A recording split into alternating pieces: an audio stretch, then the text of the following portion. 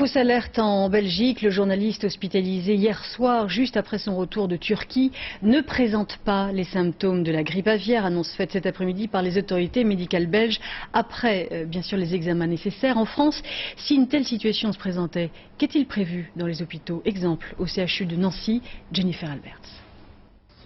Des masques, des bottes et des blouses de protection, le CHU de Nancy est prêt en cas de suspicion de grippe aviaire.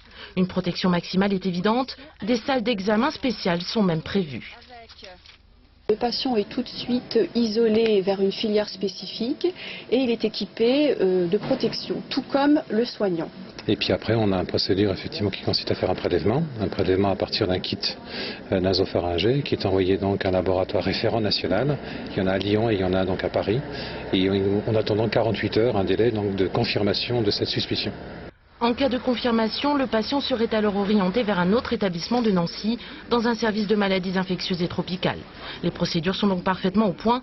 Les équipes soignantes ont d'ailleurs eu l'occasion de les tester cette semaine. Un homme venant de Turquie et toute la procédure qui est validée au niveau du CHU a été appliquée et au final il ne s'agit pas d'une grippe aviaire.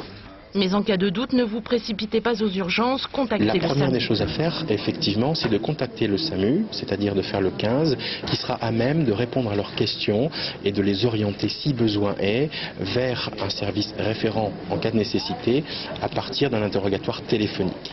Une organisation identique à tous les CHU de France.